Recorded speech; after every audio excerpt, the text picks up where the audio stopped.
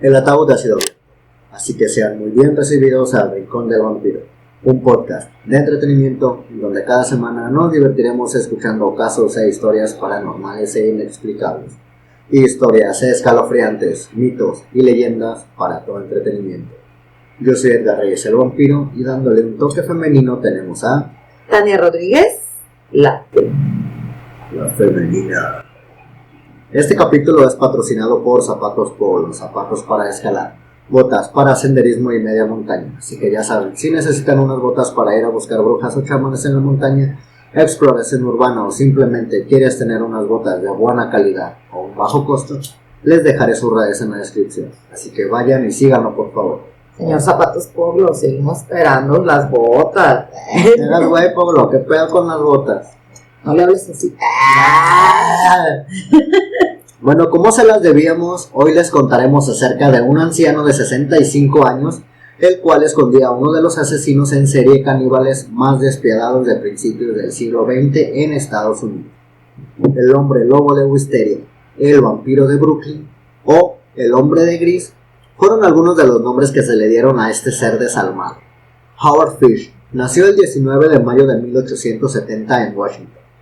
Tras la muerte de uno de sus hermanos, decidió cambiarse el nombre por el de Albert, posiblemente para olvidarse de uno de sus apodos, Ham and Eggs o huevos con jamón, que tantos problemas le habían causado en uno de los orfanatos donde pasó gran parte de su infancia, pues su mamá la abandonó a la edad de 5 años, después de la muerte de su padre por no poder hacerse cargo de sus necesidades básicas.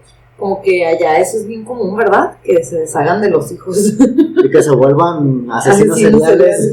Y así, no manches, allá más dicen, ¿sabes qué? Ya no lo puedo mantener, eres problema de alguien más, a chingar a tu madre. Que te mantenga el gobierno y toma que se lo mantenga. Ya sé. En ese lugar, Albert sufría constantes maltratos y abusos. Sin embargo, Albert no intentaba escapar de dichos castigos, todo lo contrario. El pequeño anhelaba que llegase ese momento. Sentía placer con cada paliza, incluso lograba alcanzar el orgasmo. En 1879 su madre consiguió un empleo en el gobierno y pudo sacarlo del orfanato, pero ya estaba marcado de por vida. En los informes de aquella época lo describían como un niño problemático y con una tendencia imperiosa a padecer dolor. Se infligía cortes y golpes en el cuerpo y también los propinaba a otros compañeros. Coleccionaba recortes de periódicos donde se hablaba de crímenes y admiraba a los que se tildaba de caníbales. ¿Sabes qué onda? Me imagino como el de una película, el de la película de un niño del moño, que también admiraba a un asesino. Sí. El que no recuerdo cómo se llama. lo acosaba, ¿no? Al asesino. Sí, el que acosaba al asesino. Pero eso no tiene nada de malo. El que lea y vea los asesinos seriales no tiene nada de malo. Eso lo dices por justificarte, no por... no porque en realidad te la creas. No es cierto. Bueno, pues se cree que ahí comenzó a sentirse identificado con el hecho de comer carne humana. A los 12 años empezó una relación homosexual con el hijo de un telegrafista algo mayor. ¿A eso lo sacó del orfanato, señora? No mames, a los 12 años. A los 12 años, pues mínimo lo sacó. ¿Por qué si lo iba a dejar? Pues sí. La culera. Lo dejó ahí a la deriva también.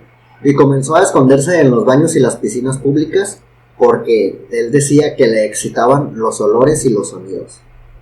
Relataría más tarde en algunas cartas. Qué asco. Sí, qué asco. Pero ve el lado bueno. A él no le daba asco entrar a los baños en las gasolineras. Bueno, sí, a él le excitaba. Sí. Me imagino así, pipí. Bueno, en el 1890 decidió dejar Washington para mudarse a Nueva York. Ahí con apenas 20 años comenzó a prostituirse. Pero... Se fue de Washington porque ya había agotado sus recursos, ya no había más niños que comer. Se fue de Washington para hacer Willow. Pero a diferencia de la mayoría de los que trabajan en ese oficio, Albert no buscaba dinero, sino más bien la posibilidad de experimentar nuevas sensaciones en el ámbito sexual. Fue ahí donde, según confesó años después, que comenzó a violar a los chicos jóvenes. Bien casual, ¿no? O sea, voy a aceptar tu dinero, pero me ofendes, yo no lo hago por esto. Lo voy a hacer, pero no creas que es por el dinero. Bajo la apariencia de un inocente pintor de brocha gorda en casas particulares, violó a más de un centenar de niños varones que no superaban los 6 años de edad. Hacia 1917, bordeando ya sus 47 años, ya no había tardado, Sí, de hecho. la neta. Su mujer lo abandonó por otro hombre, también ella se había tardado, la neta. Y Albert agregó al espanto de su vida otros datos de locura. No, pues es que también la doña dijo a chingar a su madre, este güey yo no tengo por qué aguantarlo, me lo encharcaron, ni siquiera era mío. A mí nomás me lo pusieron ahí y ya. Pues sufría todo tipo de alucinaciones religiosas y solo calmaba sus culpas mediante el castigo físico. Aquel dogma lo llevó al extremo, afirmando en múltiples ocasiones ser Jesucristo y que el Todopoderoso era quien le ordenaba cometer dichos sacrificios humanos. Según informe psiquiátrico, tenía una personalidad sádica masoquista, caracterizada por una tendencia a la castración y la autocastración, a la homosexualidad, el exhibicionismo y el voyerismo, a la pedofilia y al fetichismo. Sentía placer practicando la coprofagia, que es la ingesta de heces, y el canibalismo. El cabinalismo. El canibalismo, malditos brackets. Ajá. Sí, porque Bueno, ya no te trababas antes de tenerlo. No. Era disléxico, pero ahora soy más. Se presume que todo esto fue a causa de 2 generaciones de enfermedades. Espera. Vamos primero a hacer una lista de sus enfermedades mentales. Okay. ¿Cuántas veces te puedes autocastrar? Se supone que una, pero infligirte daño muchas. Ok, eso me... Pero no solamente le gustaba la autocastración, también le gustaba la castración. Sí, pero yo me enfoqué en la autocastración. Dije, pues ¿cuántas veces puedes castrarte? No mames. Otra, la homosexualidad como un desorden psiquiátrico. Ya no está, pero aparecía en el DSM-1 si no me equivoco. No sé qué es eso, pero... Es un libro de trastornos mentales que usan los psiquiatras y los psicólogos como para diagnosticarte. Y por último, la coprofagia. Ajá. Eso explica por qué le gustaba el olor de los baños. Obvio. No iba por el olor, iba a buscar qué comer. Bueno, mínimo no le batallaba para conseguir comida, ¿no? Solo producía su comida. Sí, era autosustentable. Bueno, se presume que todo esto fue a causa de 2 generaciones de enfermedades psiquiátricas que habían padecido varios miembros de su familia, hasta un total de 7 personas de su parentesco más directo, entre ellas su madre, que escuchaba voces y tenía fuertes alucinaciones. O sea, básicamente era de, ¿escuchas voces? Y es que no. Era lógico que las autoridades decidieran ingresarle en un centro psiquiátrico. Sin embargo, y aunque fue internado 3 veces, la dejaban salir al no demostrarse que estuviera loco. Parece ser que la personalidad psicópata de carácter sexual que sufría Fish no era suficiente para mantenerlo en un centro. Para estos psiquiatras, ¿qué era locura? No sé, así como me imagino al psiquiatra preguntándole, ¿escuchas voces o algo así de, no, yo estoy bien, ¿verdad, unicornio? A huevo, si no, pregúntale al pez que tengo aquí a un ladito. Pero es que, o sea, medio loco, ¿no? Era homosexual, estaba loco, pero se autocastraba. Nah, los homosexuales no están locos. No, o sea, según los psiquiatras de aquella época. Sí. Era homosexual, estaba loco, pero se autocastraba y no, ni pedo. O sea, se infligía dolor sin pedos, no está loco. No está loco, se come su caquita. Ajá, se come su mierda. O sea. Pero no está loco. ¿Qué tiene en la cabeza? Porque eres lo que comes. Tú eres lo que comes. Sin embargo, esa obsesión por el dolor le llevó a autoinfligirse castigos y mutilaciones. Se clavaba alfileres en la pelvis y en los genitales. En una radiografía hallaron casi una docena. Rebosaba de su cuerpo desnudo sobre rosales repletos de espinas y hasta le pillaron masturbándose en su habitación, mientras se golpeaba la espalda con un palo con clavos. Todavía se pregunta por qué lo dejó la esposa, no mames, imagínate esa puta escena. Si me amas, pégame. No, imagínate ser la esposa, entrar a tu cuarto y ver a tu marido pegándote con un pinche palo lleno de clavos, qué pedo. Así de, chingo, pues qué pregunté, vamos a la verga, aquí yo corro. Sí, oye, ¿a qué chingos me quedo? La próxima seré yo, hijo. No, mi madre. Una de sus predilecciones era buscar niños negros con los que practicar sus terribles fantasías sexuales. Sin embargo, la primera víctima que desapareció fue de raza blanca. Se trataba de un niño llamado Billy Gaffney, que el 11 de febrero de 1927 fue raptado por Fish, mientras jugaba con otros dos amigos en la puerta de su casa. Cuando el mayor se percató de que el pequeño no estaba, otro de los niños le contó que se lo había llevado el coco. Se lo llevó el pez coco. ¿Por qué el pez coco? Fish coco. Fish coco, sí, cierto. Machiste. Un anciano de complexión delgada, con cabello y bigote gris. Esa fue la descripción que le dieron por primera vez del abuelo asesino. Pero por desgracia, el cuerpo de Billy nunca fue encontrado. O sea, básicamente describió a Santa Claus. Básicamente describió a cualquier pinche anciano. Oye, pero volvemos a lo mismo. ¿Qué pedo con los papás de esta época? ¿Dónde estaban? Pues no sé, de la guerra me supongo, no sé. No mames, o sea, se lo llevó de su casa. Y con otros dos niños. Con otros dos niños. Se pudo haber llevado a los tres. No, señor ya pendejo. no aguantaba tanto, yo creo. Ya estaba viejito. Ya estaba viejito. Pues más tarde se sabría, según confesó el mismo asesino, el primer asesinato que cometió fue en 1910. Ocurrió en la ciudad de Wilmington, en el estado de Delaware. Y la víctima fue un niño llamado Thomas Guinea. 9 años después de ese asesinato, Albert acuchilló a un joven con discapacidad mental en Georgetown, Washington, D.C. Sí, no discriminaba a este cabrón. No, le valía 3 hectáreas, lo que agarrara fuera bueno. Te iba a decir, le tiraba lo que se movía, pero no, este güey tenía discapacidad. Este güey no se movía. A todo. Ay, soy bien culera. La siguiente víctima llegaría en 1924. Tras su arresto, el psicópata confesó el asesinato de Francis X. McDonald, un niño de 8 años que murió en Staten Island. Staten Island. Bueno, es que yo no sé inglés. Una isla del estado de Nueva York. Al parecer, el asesino había estado acechando al niño durante días. El cuerpo del menor se encontró en un bosque cercano y había sido estrangulado. Sin embargo, el único asesinato por el que se pudo juzgar a Fish fue el de Grace Ball, una niña de tan solo 10 años. Este crimen lo cometió gracias a su rostro aparentemente amable y pacífico, y por supuesto su poder de convicción.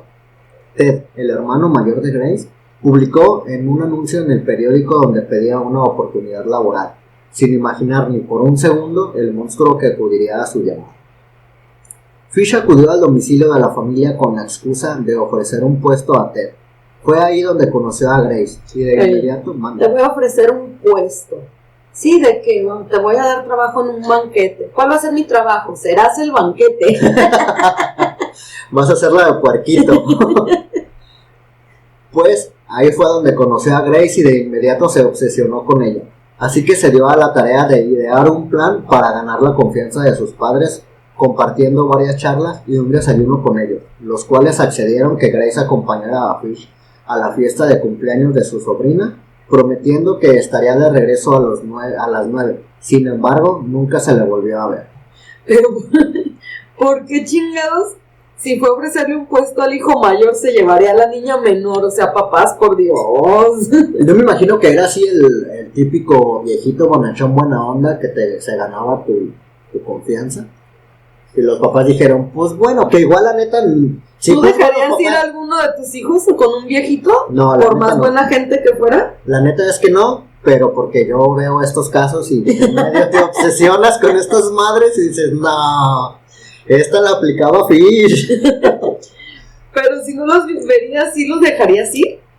No, sinceramente no. Pues yo no los dejo ir a ninguna, ni a la pinche tienda, y este güey los deja ir a fiestas de cumpleaños con desconocidos, pues que no mamen. Bueno, pues a partir de ahí se inició una búsqueda desesperada por toda la región, pero no lograron dar ni con el paradero de la niña ni con el de su secuestrador. 6 años después de la desaparición de Grace, cuando ya se había perdido toda esperanza de encontrarla, sus padres recibieron una carta de Fish en la que le contaba lo que ocurrió aquella tarde y que hizo con su hija. Te voy a leer la carta que le mandó Fish a los Budd. Lémela. El domingo 3 de junio de 1928 llamé a su puerta en la calle 15, 406 Oeste. Llevaba queso y fresas y almorzando. Grace se sentó en mi regazo y me besó. Me propuse comérmela. Con el pretexto de llevarla a una fiesta, le pedí que le diera permiso, a lo que usted accedió. La llevé a una casa vacía que había elegido con anterioridad en Westchester. Cuando llegamos, le dije que se quedara afuera mientras ella recogía flores Subí y me desnudé, continuó la carta. Sabía que si no lo hacía podría mancharme la ropa con su sangre. Cuando todo estuvo listo, me asomé a la ventana y la llamé. Entonces me escondí en el armario hasta que ella estuvo en la habitación, y al verme desnudo, comenzó a llorar y trató de escapar por las escaleras. La atrapé y me dijo que se lo diría a su mamá. Primero la desnudé. Como pataleó, arañó y me mordió, pues la asfixié hasta matarla. Luego le corté en pequeños pedazos para poder llevar la carne a mi habitación. Guisé su rico y tierno trasero. Me llevó 9 días comerme su cuerpo entero. No la violé, aunque podría haberlo hecho si lo hubiera deseado. Murió virgen. O sea, que hijo de puta, ¿no? Todavía le describe qué pasó con su hija. O sea, que hasta a mí me da coraje. Sí, realmente sí, es un grandísimo hijo de puta porque no van a poder recuperar su cuerpo. Ya les dijo que se lo comió. Sí, ya se lo comió. Bueno, a lo mejor los huesitos no, pero... Pero, o sea, también aquí los papás, ¿qué pedo? Ya les dijo quién fue, ya les dijo que les llevó a su casa, ya les dio fecha, ya les dijo qué comieron, y siguen buscando quién chingado se llevó a la niña. No, ya supieron quién se llevó a la niña, el pedo es que no los encontraban.